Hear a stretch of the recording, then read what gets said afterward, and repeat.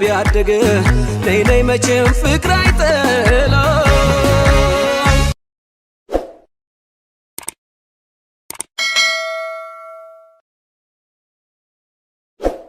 ዶክተር አሸብርና ሌሎችም ከተሰኘው የአሌክስ አብርሃም መጽሐፍ ለዛሬ ዶክተር አሸብር የተሰኘውን እንዲህ አዘጋጅተንላችኋል። ዶክተር አሸብር ክፍል 3 ዶክተር አሸብር እና ሌሎችም አሌክስ አብርሃም። ዶክተር አሸብር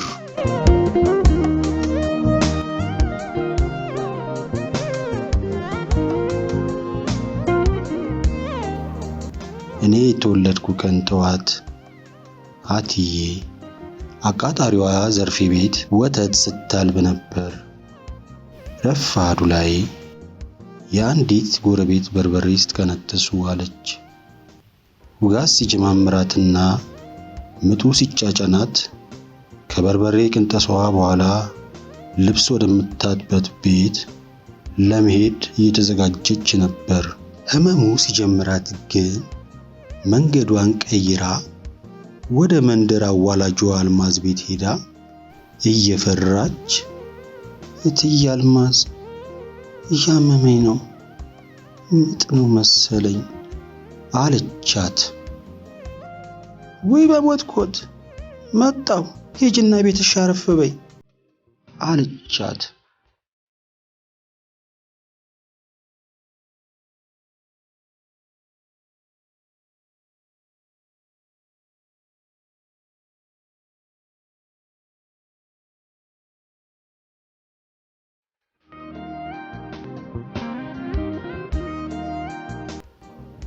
አትዬ እንደታዘዘችው አደረገች። እዛች አሮጌ ፍራሽ ላይ ተኝታ ምጥ የጠናባት በሩን ማየት ጀመረች። አልማዝ ግን ወደ አትዬ አልሄደችላትም። ምክንያቱም አትዬ ምጥ የተያዘች ቀን ዘርፌ የምትባለው አቃጣሪ ባልቴት የአሜሪካ ላሟ ያልታወቀ ነገር በልታ ሆዷ ተቀንዝሮና አረፋ ደፍቃ እያጓራች ስለነበር መንደርተኛ ሁሉ ወደዚያ ሄዶ ነበር።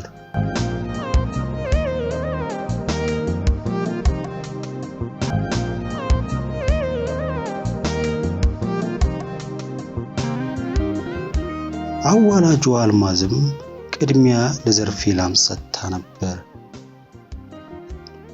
አንድ ግብርና የሚሰራ የእንስሳት ሕክምና ባለሙያ ተጠርቶ ስክሪፕቶ በሚመስል ነገር የላሟን ሆድ ወቅቶ ካስተነፈሰላት በኋላ ላሟ ነፍሷን መለስ በማለቱ የመንደሩ ሰው ደስታውን በልታ ገለጸ።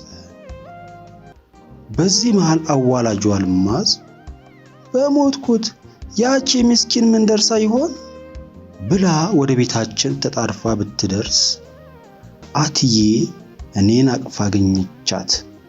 የወርቅ ፍልቃቂ የመሰልኩ እኔን በሳት የተፈተንኩና የጥላቻ እሳት የምተፋ እኔ አላፊ አግዳሚውን የምራገም እኔ በእናቴ እቅፍ ላይ ታሪክ ይወቀኝም አይወቀኝም እናት የተባለች ታላቅ ሀገር ከስግብግብ ከአስመሳይ ከራስ ወዳድ ካሽቃባጭ ዳ ከማይወድ እምነት ከሌለው ሆድ አምላኩ ከሆነ አመንዝራና ጨካኝ ጎረቤት ቀኝ ግዛት የወጣው ጀግና እኔ ተወለድኩ። አገሬ እናቴ አጸደ ናት። ባንዲራዬም የእናቴ ቀለም አልባ አሮጌ ቀሚስ፣ ድምጿ መዝሙሬ ነው፣ ትእዛዟ ሕገ መንግሥቴ። እናቴ አጸደ ወይም ሞት፣ አትዬ ትቅደም፣ አትዬ ለዘላለም ትኑር።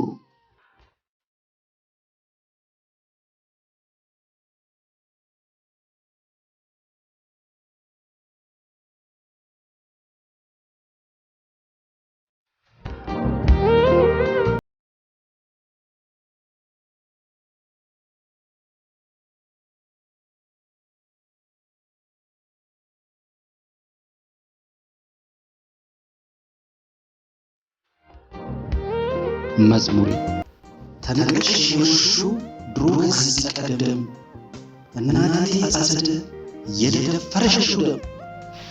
በሰሜን ስግብግብ የድሃ ደም መጣጭ ጎረቤቶች፣ በደቡብ ራስ ወዳድ በደሃ አምባ የሚዋኙ አጋሰሶች፣ በምስራቅ የእናቴን ፀሐይ እንዳትወጣ የሚጋርዱ አስመሳይ ሆዳሞች፣ በምዕራብ ምስኪን ሴት ደፋሪዎችና ትውልድ የሚክዱ ካፖርታሞች፣ ከታች በባዶ እግሯ የምትረግጠው ምድር፣ ከላይ እግዚአብሔር የባህር በሯ የሚያዋስናት ሀገር አጸደ ትባላለች። የኔ ሀገር እሷ ናት።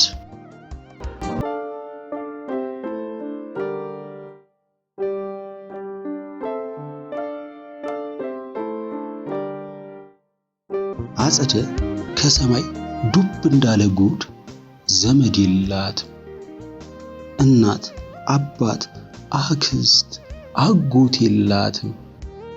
አልተማረችም፣ ገንዘብ የላትም። ግን ሁሉ በደጁ ለሆነ ባለጸጋ እግዚአብሔር እንባና ድፍን የኢትዮጵያ 50 ብር ያበደረች ልበ ሙሉ ሴት ናት። እግዚአብሔርም የማንም ብድር በእጁ ይቆይ ዘንድ አይወድምና ብድሩን ይከፍል ዘንድ እኔን መንገድ አደረገ። ለድፍን 25 ዓመታት አነጸኝ፣ ደለደለኝ።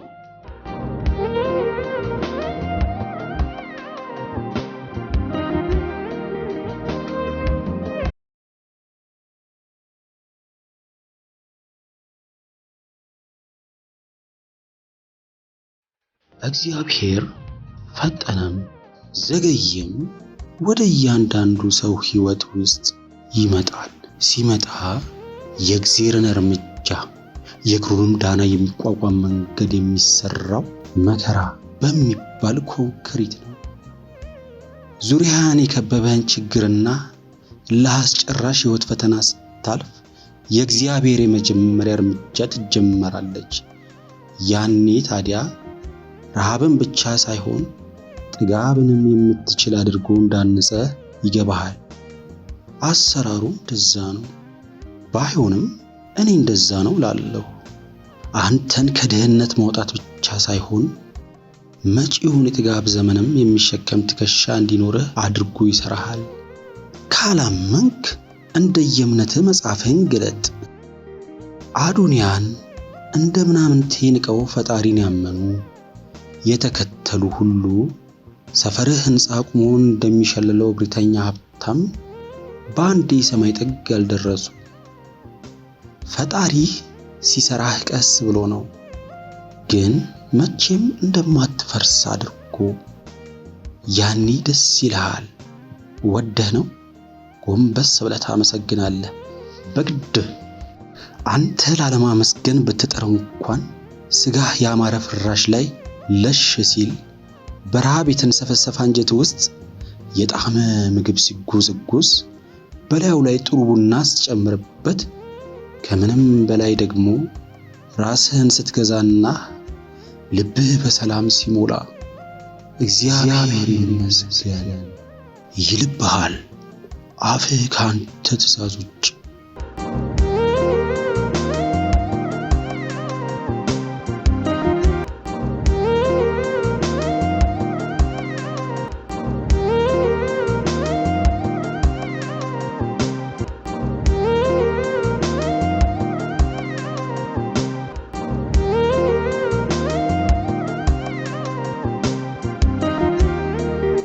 አትዬ እኔን ከወለደች በኋላ ትንሽ ተስፋ ልቧ ውስጥ አደረ። አባቱ በልጇ ጨከነ መቼም ብላ። ግን አባቱ በልጁ ጨከነ።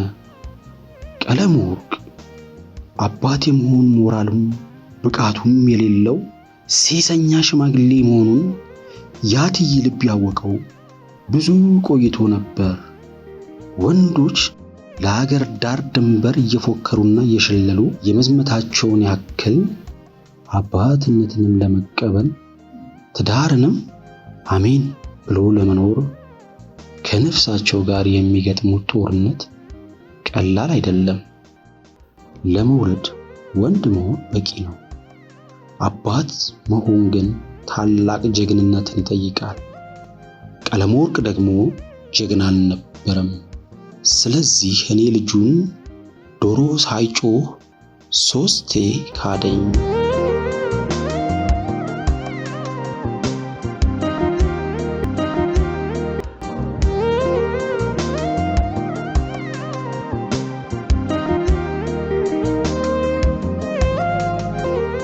አትዬ የኔ ብርቱ ግን በ7 ቀኗ ከአራስ ቤቷ ተነስታ ምንም እንዳልተፈጠረ ሁሉ ስሯን ጀመረች። ኧረ ወገብሽ ይጠና ያላት አልነበረም።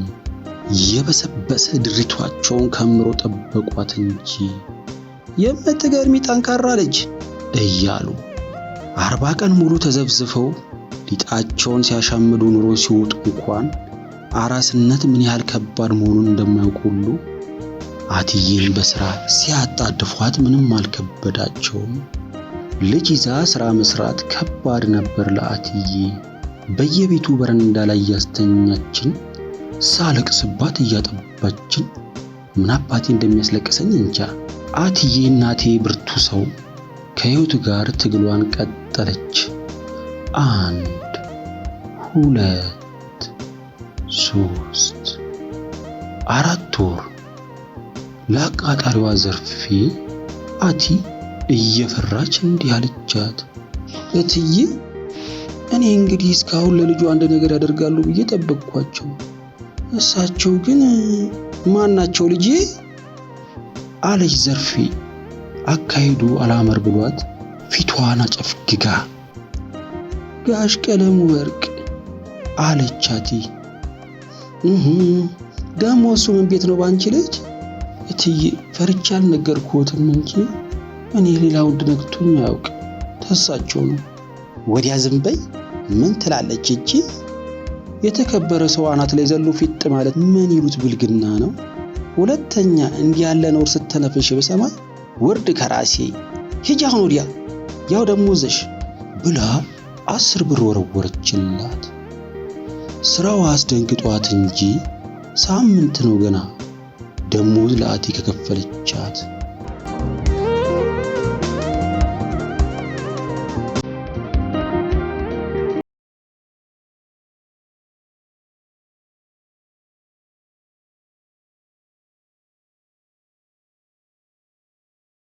ወርቅ ይህችን ጭምጭምታ ሲሰማ ተንኮሉን ጀመረው። አትዬን ከመንደሩ ሊነቅል እንቅልፍ አጣ። አትዬ ለአባ እስጢፋኖስ ሽምግልና ላከችበት። ቀለም ወርቅ መቼ ዘር አይጠላም፣ ነገ የት እንደሚደረስ አንድ ፈጣሪ ነው የሚያውቀው። ሌላው ቢቀር የወተት መግዣ እንኳን ሰጣት። መቼስ እሷ ጋር እንዲሰራ እንዲያደረክ ለማለት ባልደፍርም ልጁ ቆርጦ የጣሉት አንተን ነው። ምን ማለቱት ነው አባ? እኔን በእንዲህ ያለው ቅሌት እንዴት ይገምቱኛል ብሎ በአባ ክፉኛ ተቆጣ። ቀለም ወርቅ ሽምጥጥ አድርጎ ካደ። መቼም ቁርጥ አድርጎ የጣሉት ሰይጣን ነው። ይባስ ብሎ ከዘርፌ ጀምሮ መንደርተኛው ሁሉ አትዬን ስራ ማሰራት እንዲያቆም ተንኮል ይሸርብ ጀመረ። ተሳካለት። አንድ መንደር ህዝብ አንዲት ድሃ ላይ አመፀ።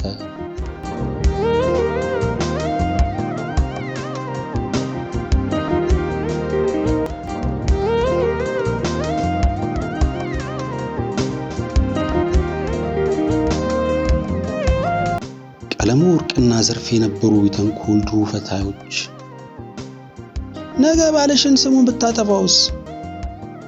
ሰው እንደሆነ አንቺ ቤት ልብስ ማጠቧን ገባውጣ ማለቷን ነው የሚያየው ይሏታል ለአንዱ አሰሪ። እውነቷን ነው እትዬ ዘርፌ፣ ለአቶ ቀለም ወርቅ ያልተመለሰች እቺ ትላለች። በቃ አትዬን በሰበብ አስባብ ታባራታለች። ወይ ትላንት ልጆች አጠቡት ልብሱን። በቃ አትዬ ግራ ገባት። እኔን አዝላ ስትንከራተት ትውልና የሚሰራ ስራ አጥታ ማታ ቤት ትመለሳለች። ቤት ውስጥ የነበረችው ርጋፊ በሱ ብቻ ነበረች። ወደማታውቀው መንደር እየሄደች የሚታጠብ ልብስ አላችሁ ትላለች። የለንም፣ ወፍጮ የሚሄድ እህል በርበሬ ካለ የለም ይላሉ ያዘለችው ልጅ እያዩ። አትዬ ተንከራተተች። በመጨረሻም ያላት አማራጭ ልጇ በረሃብ ከሚሞት ቀለመወርቅ እግር ላይ ወድቃ ይማሩን ማለት ነው።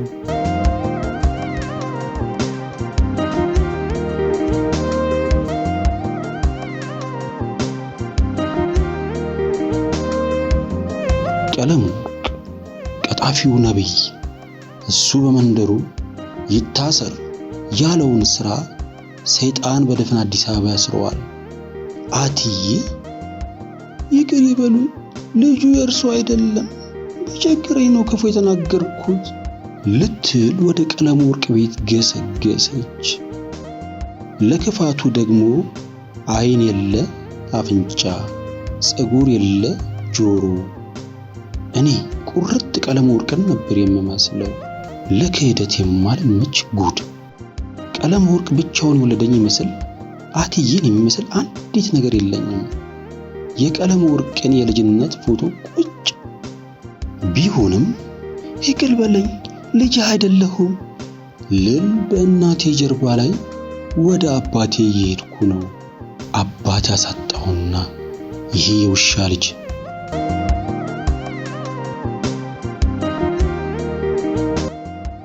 ቀለመወርቅ የእድር ዳኛው ጋር ተነጋግሮ አትዬን ከማደሪያዋ ሊያፈናቅላት ሲዶልት እንዳመሸ የዘርፌ ሰራተኛ ለአትዬ ሹክ ብላት ነበር። ለይቅርታ የባሰ ያሮጣት አንዱ ጉዳይ ይሄ ነው። ደግነት ጥግ እንደሌለው ሁሉ ክፋትም መጨረሻ የለውም። ይሄ ክፉ አትዬን ማሳደዱን በትጋት ተያይዞት ነበር። እናም አትዬ ይቅርታ ልትጠይቅ ማረኝ ጌታዬ ልትለው ወደ ቤቱ ሄደች። ወዳጄ እግዚአብሔር ይቅርታ ይወዳል ማለት ማንም ጥጋበኛ ሀገር ስር እየሄድክ እንድትደፋ ይሻል ማለት አይደለም። አትዬ የኔን የልጇን ነፍስ ለማትረፍ ራሱን በፈጣሪ ቦታ አስቀምጦ ይቅርታ ሊጠየቅ የተዘጋጀው ካፖርታሙ ቀለመወርቅ ቤት ልክ በሩ ላይ ስትደርስ እና የግቢውን በር ልታንኳኳ እጇን ስታነሳ እግዚአብሔር ተመለሽ አላት።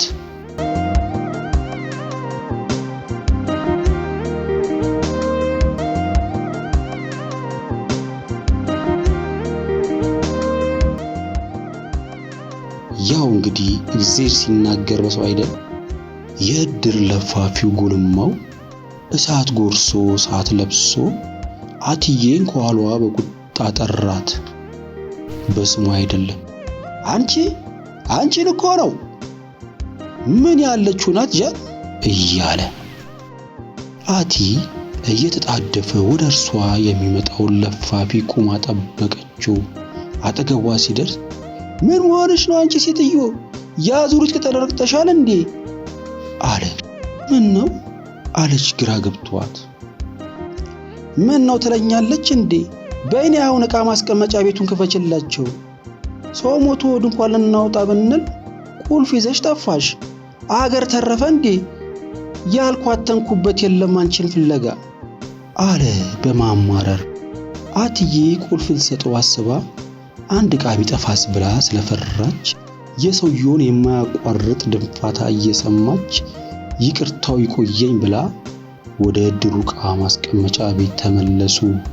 ለፋፊው መንገዱን ሙሉ እየነተረካት ነበር። አትዬ አገር ተረፈኝ እንዴ? ዘርፌ ቤት፣ ከዘርፌ ቤት ጀሚላ ቤት፣ ጀሚላ ወደ ላይ ሄዳለች ብትለኝ ዝናሽ ቤት፣ ዝናሽ።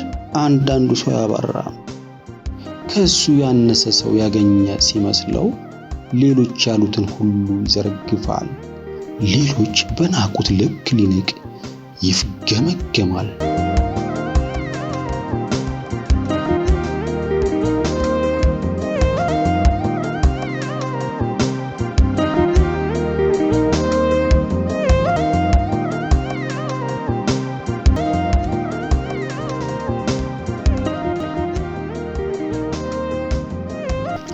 ዕቃ ቤቱ ሲደርሱ ብዙ ሰዎች ተሰብስበው ነበር።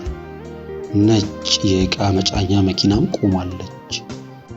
መኪናዋ ጎን ነጠሏን ያዘገዘቀች ሴት ጀርባዋ ላይ ፎጣ ጣል ያደረገች ፀጉሯን በሻሽ አስራ ከቀሚሷ ስር ቱታ ሱሪ የቱቷንም ጫፍ ካልሲዋ ውስጥ ጠቅጥቃ ነጭ ሸራ ጫማ የተጫማች ደልደል ያለች ቀይ ወይዘሮ ቆማለች። የአዲስ አበባ ሴቶች ሐዘን ማካበድ ይችሉበታል። ትጥቃቸው ሲታይ ዘመቻ የሚሄዱ እኮ ነው የሚመስሉት። የሟችን ነፍስ ሊያስመስሉ ያስቡ የከተማ አርበኞች። እቺ ከራሻሽዋ እስከ እግር ካልሲዋ የነገርኳችሁ ወይዘሮ እጥፍ ወርቅ ትባላለች። ዋናው መንገድ ላይ ወደ ግራ ታጥፎ ከሹሉቃ ክትፎ ቤት አጠገብ ያለው ባለ 2 ፎቅ ሆቴል የእርሷ ነበር። ጋሪ ማቆሚያው አጠገብ ነዳጅ ማደያው ኋላ ያለው ሰፊ ግቢ መኖሪያ ቤቷ ነው። እና ይቺ ሀብታም ሴት አትዬ ተጠርታ ከመድረሷ በፊት በወሬ ዘበኛውን የጠፋው ትላለች። አይ እዚህ የምትኖረው ልጅ ናት አላት የእድሩ ሊቀመንበር። እዚህ መጋዘን ውስጥ ሰው ይኖራል ያውም ሴት ልጅ አለች ከልቧ ደንግጣ። በቆርቆሮ ቤቱ ዙሪያ የሽንት መሽኛ ቆሻሻ መድፊያ ቦታ ሲሆን እዛ አካባቢ ለደቂቃ መቆም እንኳን በቤቱ ጥግ ሳርና ቅጠላ ቅጠል በቅሎበት መቃብር ቤት አስመስሎታል። ጣሪያው ላይ ሐረግ ተጎዝጉዟል። በቀንም የሚያስፈራ ቤት ነበር እንኳንስ በሌሊት። አትዬ ስትደርስ የሴትዮዋ ድንጋጤና ሐዘን ጨመረ። ከጎኗ ለቆመው ሰው ጭራሽ ሕፃን ልጇን ይዛ ነው እዚህ የምትኖረው አለችው። እዚሁ እኮ ነው የወለደችው አላት የእድር ሊቀመንበሩ። ሴትዮዋ አንጀቷ ተንሰፈሰፈ። ቤቱ ሲከፈት እቺ ሴት ጉዷን ሊዮ ብላ ወደ ውስጥ ተራመደች።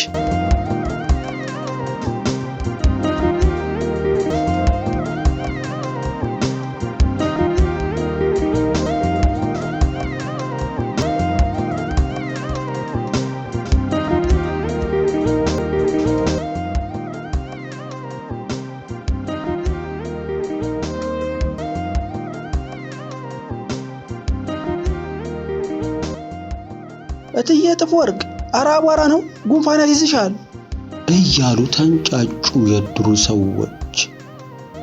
አፍንጫ ያላት ፍጥረት እቺ ሴት ብቻ ትመስል። ወይዘሮ እጥፍ ወርቅ ግን ወደ ውስጥ ገብታ የአትዬንና የኔን መኝታ ተመለከተች። የተበሳሳውን የቤቱን ግድግዳና ጣሪያ በታላቅ አዘን ቃኘች። በራሷ አይን ሳይሆን በእግዚአብሔር አይን። እናም 2 ጊዜ አስነጠሰችና አትዬን እንዲህ አለቻት፣ አሁን የምትፈልጊው ዕቃሽን መኪና ላይ ጫኝ፣ እኔ ቤት ትኖሪያለሽ። ማነህ ና አግዛት አለችው የእድሩን ለፋፊ።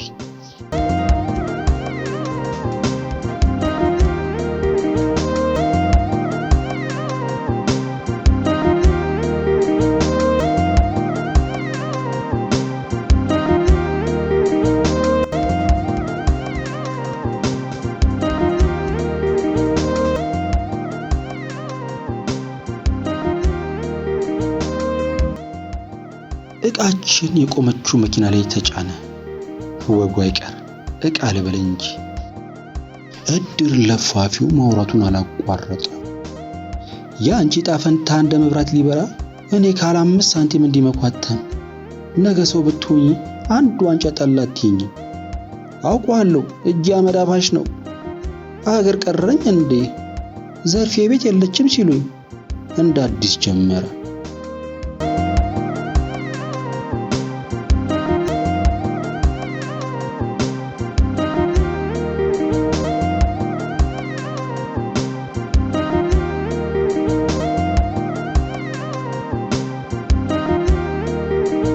ይመቻችሁ።